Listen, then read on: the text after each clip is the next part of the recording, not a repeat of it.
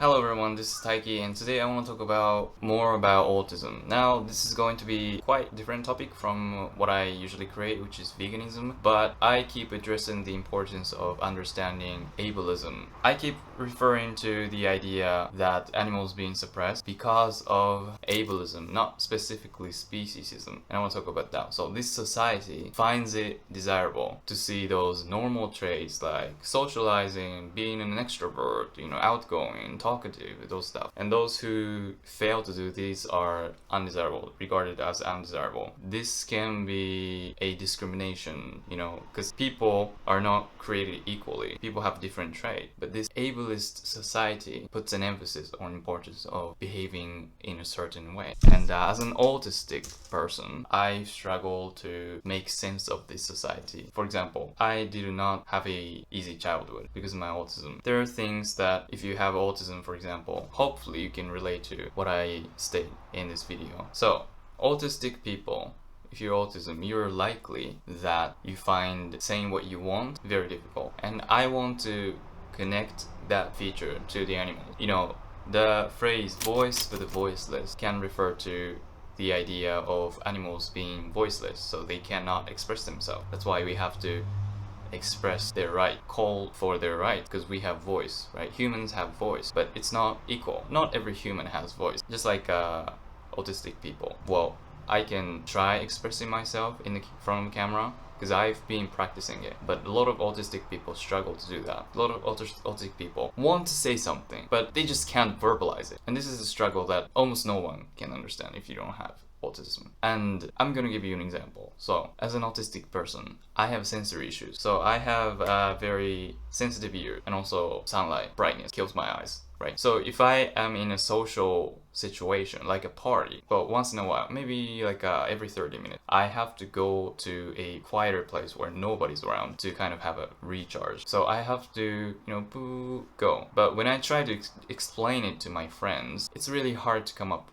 with what I would say, right? So, should I say I'm going out? Should I say because I have to recharge, whatever that means? Do they understand what I say? And it's really hard to put in words. Well, I don't struggle with it no longer, but I had difficult time because of that.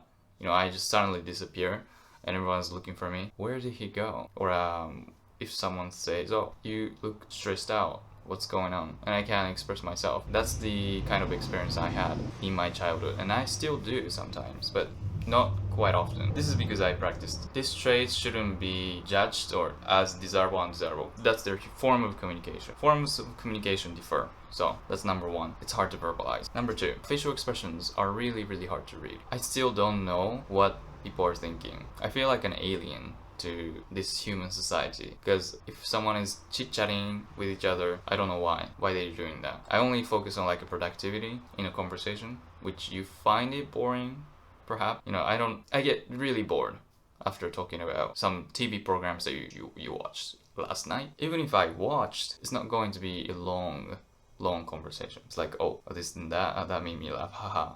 That's it, because I don't find it important to talk about. And again, this is the purpose of educating people who are not autistic, because I believe this is one step to understanding how this society is being ableist, and this society emphasizes on certain traits and also productivity. Or even not everyone can work, but society says, oh, you have to work. Why don't you get a job? Why don't you get married? Why don't you have a child? This society keeps pressure on you, and people tend to forget that they can prioritize what they want in the society. It feels as if we are just a product, replaceable product of this world. And I think it's very similar to a factory farming. They get created, they get born, they get created without a choice, and they are being processed to give something, give meaning to something.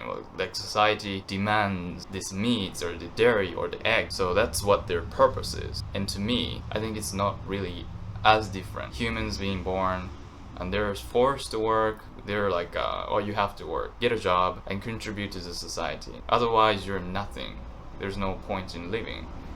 This society makes you think like that, and I want to have an opportunity to share my thought on this topic also. Number three, autistic people, there's a party going on.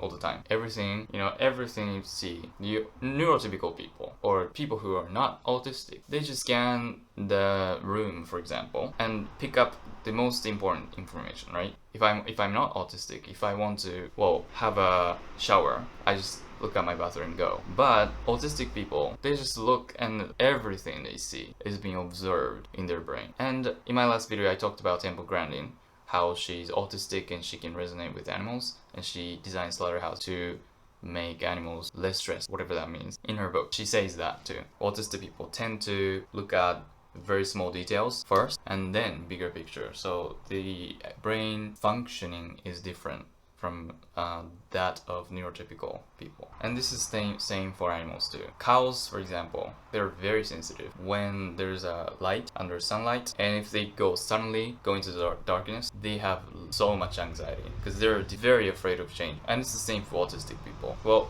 I might not be fear of transitioning from bright environment to the darkness as much, but certain changes, like for example, let's say there's a test at the university, and the test is supposed to be held on 201 or something, the room 201, right? But there's a paper on the door of 201 when I arrive.